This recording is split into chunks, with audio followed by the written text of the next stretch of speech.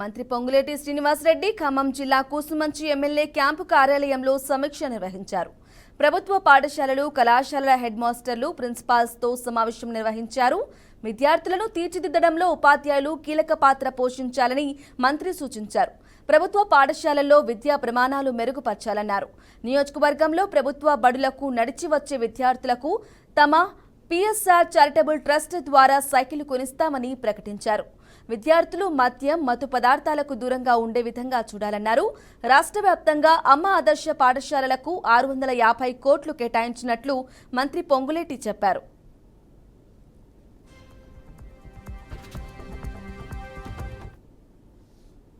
ఉన్నత అధికారులతో సుదీర్ఘంగా చర్చించడం జరిగింది. రాష్ట్రాన్ని సాధించుకున్న తర్వాత ఆనాటి ప్రభుత్వం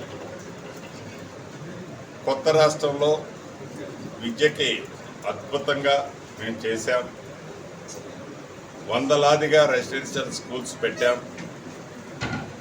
విద్యా సెక్టార్లో దేశంలో ఒక విప్లవాత్మకమైన మార్పులు తీసుకొచ్చామని ఆనాటి ప్రభుత్వం చెప్పిన మాట వాస్తవం.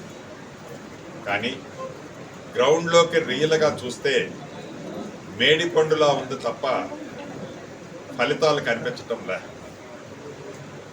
మార్పు కావాలని అది ఇందిరమ్మ రాజ్యంతోనే సాధ్యమని తెలంగాణ ప్రజలు ఇందిరమ్మ రాజ్యాన్ని తెచ్చుకున్న ఈ తెలంగాణ రాష్ట్రంలో గడిచిన 8 నెలల్లో రాష్ట్ర ముఖ్యమంత్రి రేవంత్ రెడ్డి గారి నాయకత్వంలోని ఈ ప్రభుత్వం విద్యకి, వైద్యానికి పెద్దపీట వేసి విద్య విషయంలో అమ్మ ఆదర్శ పాఠశాలలు అనే కాన్సెప్ట్తో సుమారు 657 కోట్లు అన్ని స్కూల్స్ మౌలిక వసతుల కోసం కేటాయించి హెడ్ మాస్టర్